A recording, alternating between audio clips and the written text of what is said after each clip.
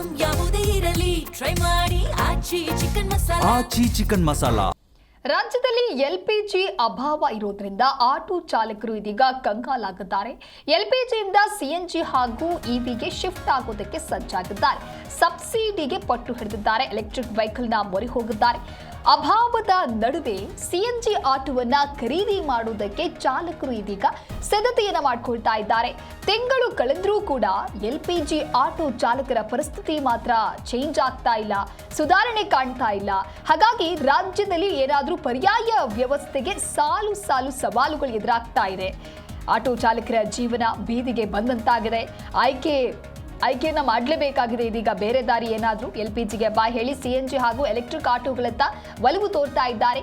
ಎಲ್ಪಿಜಿಯನ್ನ ಹೊರತುಪಡಿಸಿ ಬೇರೆ ದಾರಿ ಹುಡುಕಿದ್ರೂ ಕೂಡ ಚಾಲಕರಿಗೆ ಇದೀಗ ಒಂದಲ್ಲ ಒಂದು ವಿಘ್ನಗಳು ಎದುರಾಗ್ತಾ ಇದೆ. ಒಂದು ಕಡೆ ಮಧ್ಯಪ್ರಾಚ್ಯದಲ್ಲಿ ಆಗ್ತಾ ಇರುವಂತಹ ಸಂಘರ್ಷ ಬೆಂಗಳೂರಿನಲ್ಲಿ ಯಾವ ರೀತಿಯಾದಂತಹ ಸಮಸ್ಯೆಗಳನ್ನ ತಂದೊಡ್ಡಿತು. ಬಹಳ ಪ್ರಮುಖವಾಗಿ ಆಟೋ ಚಾಲಕರು ಅದನ್ನೇ ನಂಬಿಕೊಂಡು ಜೀವನವನ್ನ ನಡೆಸ್ತಾ ಇರ್ತಾರೆ, ಬದುಕನ್ನು ಸಾಗಿಸ್ತಾ ಇರ್ತಾರೆ.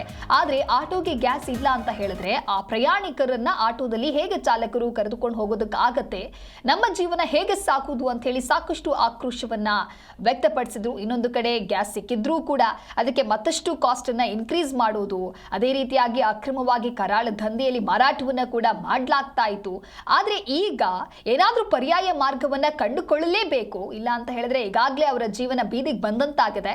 ಹಾಗಾಗಿ ಎಲ್ಪಿಜಿಯನ್ನ ಹೊರತುಪಡಿಸಿ ಬೇರೆ ದಾರಿಯನ್ನ ಹುಡುಕ್ತಾ ಇದ್ದಾರೆ, ಪರ್ಯಾಯ ವ್ಯವಸ್ಥೆಯನ್ನ ಹುಡುಕೊಳ್ತಾ ಇದ್ದಾರೆ. ಹಾಗಾದ್ರೆ ಆ ಪರ್ಯಾಯ ವ್ಯವಸ್ಥೆಗಳು ಏನು ಅಂತ ಹೇಳಿ ನೋಡ್ತಾ ಹೋಗೋದಾದ್ರೆ ಎಲ್ಪಿಜಿ ಬದಲಾಗಿ ಪೆಟ್ರೋಲ್ ಬಳಕೆಯನ್ನ ಮಾಡುವಂಥದ್ದು, ಎಲ್ಪಿಜಿ ಟು ಸಿಎನ್ಜಿಗೆ ಕನ್ವರ್ಟ್ ಆಗುವಂಥದ್ದು, ಇಲ್ಲ ಅಂತ ಹೇಳಿದ್ರೆ ಎಲೆಕ್ಟ್ರಿಕ್ ಆಟೋಗಳ ಖರೀದಿಯನ್ನ ಮಾಡಲೇಬೇಕು. ಇದು ಒಂದು ರೀತಿ ಈಗ ಆಟೋ ಚಾಲಕರಿಗೆ ಅನಿವಾರ್ಯ ಪರಿಸ್ಥಿತಿ ಆಗಿದೆ. ಎಲ್ಪಿಜಿ ಟು ಸಿಎನ್ಜಿ ಕನ್ವರ್ಟ್ ಅಂದ್ರೆ ಸಿಎನ್ಜಿಗೆ ಕನ್ವರ್ಟ್ ಮಾಡುವಂತಹ ಗ್ಯಾರೇಜ್ ಕಡಿಮೆ ಇದೆ. ಸಿಲಿಂಡರ್ ಬದಲಾಯಿಸುವುದಕ್ಕೆ 5,000 ಖರ್ಚಾಗತ್ತೆ. ಆಟೋಗಳ ಮೈಲೇಜ್ ಡ್ರಾಪ್ ಆಗತ್ತೆ. ಸಿಎನ್ಜಿ ಬಂಕ್ಗಳ ಕೊರತೆಯೂ ಎದುರಾಗದೆ. ಕನ್ವರ್ಟ್ ಮಾಡೋದಕ್ಕೆ 2 ವಾರಗಳ ಸಮಯ ಆದ್ರೂ ಕೂಡ ಬೇಕಾಗತ್ತೆ. ಇನ್ನು ಎಲೆಕ್ಟ್ರಿಕ್ ಆಟೋಗಳ ಖರೀದಿ ಮಾಡೋಣ ಅಂತ ಹೇಳಿದ್ರೆ ಎಲೆಕ್ಟ್ರಿಕ್ ಆಟೋಗಳ ದರವೂ ಹೆಚ್ಚಳ ಇದೆ.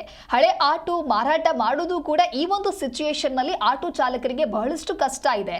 ಸಂಕಷ್ಟದ ಸಂದರ್ಭದಲ್ಲಿ ಎಲ್ಪಿಜಿ ಆಟೋ ಮಾರಾಟ ಕಷ್ಟ ಆಗಿರೋದ್ರಿಂದ ಡೌನ್ ಪೇಮೆಂಟ್ ಮಾಡೋದಕ್ಕೆ ಹೊರಟರೂ ಕೂಡ ಅದು ಚಾಲಕರಿಗೆ ಇದೀಗ ಏಟು ಬಿದ್ದಂತೆ ಆಗ್ತಾ ಇದೆ. ಒಟ್ಟಾರೆಯಾಗಿ ಪರ್ಯಾಯ ಮಾರ್ಗವನ್ನ ಕಂಡುಕೊಳ್ಳೋಣ ಅಂತ ಹೋದ್ರೂ ಕೂಡ ಅಲ್ಲಿಯೂ ಕೂಡ ಸಾಕಷ್ಟು ಸವಾಲುಗಳು ಎದುರಾಗ್ತಾ ಇದೆ. ಈ ಸವಾಲುಗಳನ್ನೆಲ್ಲವನ್ನ ಕೂಡ ಎದುರಿಸಿ ಆಟೋ ಚಾಲಕರು ಇದೀಗ ತಮ್ಮ ಜೀವನವನ್ನ ನಡೆಸೋದು ಹೇಗೆ ಅನ್ನುವಂತ ಪ್ರಶ್ನೆಯನ್ನ ಮಾಡ್ತಾ ಇದ್ದಾರೆ. ಕಳೆದ ಕೆಲವು ದಿನಗಳ ಹಿಂದೆ ಸಾಕಷ್ಟು ಚಿತ್ರಣವನ್ನ ನಾವು ಗಮನಿಸಿದ್ವಿ. ಎಷ್ಟು ಸಾಲಾಗಿ ಆಟೋ ಚಾಲಕರು ಆಟೋ ನಿಲ್ಲಿಸಿಕೊಂಡು ರಾತ್ರಿಯಿಂದ ಬೆಳಗ್ಗೆವರೆಗೂ ಕಾದ್ರೂ ಕೂಡ ಯಾವುದೇ ರೀತಿಯಾದಂತಹ ಅವರಿಗೆ ಗ್ಯಾಸ್ಗಳು ಕೂಡ ಲಭ್ಯ ಆಗ್ತಾ ಇರಲಿಲ್ಲ. ಹಾಗಾಗಿ ಆಟೋ ಚಾಲಕರ ಜೀವನ ಇದೀಗ ಬೀದಿಗೆ ಬಂದಂತಾಗಿದೆ.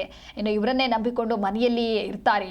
ಮನೆಯಲ್ಲಿಯೂ ಕೂಡ ಈಗ ಯಾವುದೇ ಒಂದು ದುಡ್ಡಿಲ್ಲ ಅಂತ ಹೇಳಿದ್ರೆ ಅವರಿಗೂ ಕೂಡ ಅಡಿಗೆ ಮಾಡೋದಕ್ಕಾಗೋದಿಲ್ಲ, ಅಥವಾ ದಿನನಿತ್ಯದ ಜೀವನವನ್ನ ಸಾಗಣೆ ಮಾಡಬೇಕು ಅಂತ ಹೇಳಿದ್ರೆ ಸಾಕಷ್ಟು ಸಮಸ್ಯೆಗಳು ಎದುರಾಗುತ್ತೆ. ಹಾಗಾಗಿ ಆಟೋ ಚಾಲಕರಿಗೆ ಹಾಗಾದ್ರೆ ಈಗ ಪರಿಹಾರ ಏನು? ಈ ಪರ್ಯಾಯ ಮಾರ್ಗಕ್ಕೆ ಹೋದ್ರೂ ಕೂಡ ಅವರಿಗೆ ಒಂದಲ್ಲ ಒಂದು ಸಮಸ್ಯೆಗಳು ಎದುರಾಗ್ತಾ ಇದೆ. ನಾವು ಹೇಗೆ ಜೀವನ ನಡೆಸೋದು ಅನ್ನುವಂತಹ ಒಂದು ಸಂಕಷ್ಟದಲ್ಲಿ ಸದ್ಯ ಆಟೋ ಚಾಲಕರು ಇದ್ದಾರೆ. ಎಲ್ಪಿಜಿಗೆ ಬಾಯ್ ಹೇಳಿ ಸಿಎನ್ಜಿ ಹಾಗೆ ಎಲೆಕ್ಟ್ರಿಕ್ ಆಟೋಗಳತ್ತ ಒಲವು ತೋರೋದಕ್ಕೆ ಮುಂದಾಗಿದ್ರು ಕೂಡ ಅದರಲ್ಲೂ ಕೂಡ ಕೆಲವೊಂದಿಷ್ಟು ಸಮಸ್ಯೆಗಳಿದೆ. ಕಾಸ್ಟ್ ಹೆಚ್ಚಾಗ್ತಾ ಇದೆ. ಹಳೆ ಆಟೋವನ್ನ ಮಾರಾಟ ಮಾಡಿ ಮತ್ತೊಂದು ವೆಹಿಕಲ್ ಅಂದ್ರೆ ಎಲೆಕ್ಟ್ರಿಕ್ ವೆಹಿಕಲ್ಗಳನ್ನ ಮೊರೆ ಹೋಗಬೇಕಾಗಿರುವಂತಹ ಸ್ಥಿತಿ ನಿರ್ಮಾಣವಾಗಿದೆ. ಅದು ಕೂಡ ಆಟೋ ಚಾಲಕರಿಗೆ ಒಂದು ರೀತಿ ಕಷ್ಟ ಸಾಧ್ಯವಾಗಿದೆ.